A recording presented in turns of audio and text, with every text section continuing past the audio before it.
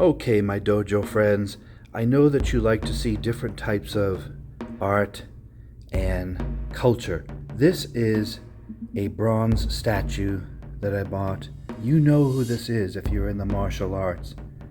This is a statue of Kalanata, Fudo Myoo, the unmoved one. Now, of course, in our dojo, we don't do religion. You can keep your religion to yourself. We don't talk about politics. We're here to train in the martial arts, but I took this statue from home to show you this beautiful work of art. In the Vajrayana traditions of Buddhism from Nepal, Tibet, China, Japan, and India, this deity was to protect the teachings of the Dharma, and as you can see, he is very imposing looking. When I first saw him in the 1980s, I was taken by his expression of kind of fear. I said, what is this creature here? What does he represent? All of these symbols on his body represent something. And I picked up my first statue at a young age, which was made of wood.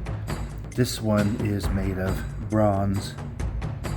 And when I was in Japan, I visited a temple that is dedicated to Fudo Myoo. As you know, Fudo means immovable.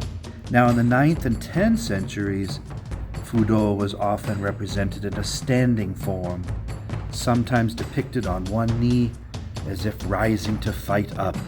Fudo represents the Dharma of the Dainichi, wrathful in his impatience for uncertainty. In frightening compassion, he is the deity and destroyer of evil, the crusher of all negative obstacles, the Dharma warrior of order and protection. Both a monk and a warrior, the leader of the kings of light, the symbol of wrathful compassion. Fudo Myoo. Now, starting at the base of this statue, you can see that he sits resolutely on adamantine rock, heavy, sitting in his Fudo-za Kamai. On a foundation of immovable faith is where he sits, in his form in Fudo Shin. Here, as you can see, this removable sword here, this represents the sword of fire.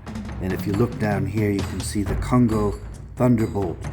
This is the Kurikawa fire sword, and it represents Fudo destroying and cutting through ignorance, hatred, and greed. With his fire sword, he cuts through the delusions of life and keeps us focused on higher purpose rather than ourselves. In his left hand, he holds a lasso, and as you can see here, it's heavily weighted. This is the weapon to subdue evil. It's symbolizing the capturing of devils and demons. Fudo is well equipped to capture evil and to cut through it.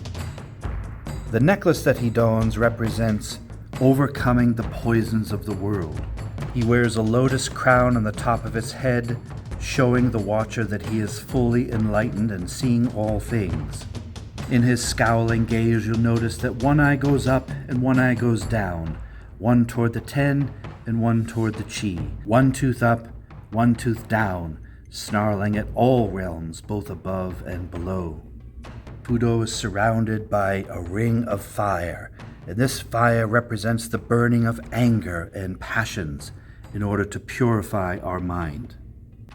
If one chooses, Fudo Myoo can symbolize staying strong when you have illness, poverty, war, or suffering, sadness, anger, negative and destructive emotions that cause us to waste our precious days.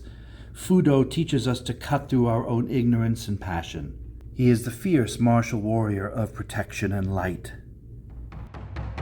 So now we know a bit more about this piece of Asian art, Fudo Myoo, the leader of the 5 kings of light. Giving us strength to cut through our obstacles and negative emotions, Fudo Myoo snarls at evil and challenges us to keep going. The great and wrathful protector of faith, Fudo Myoo.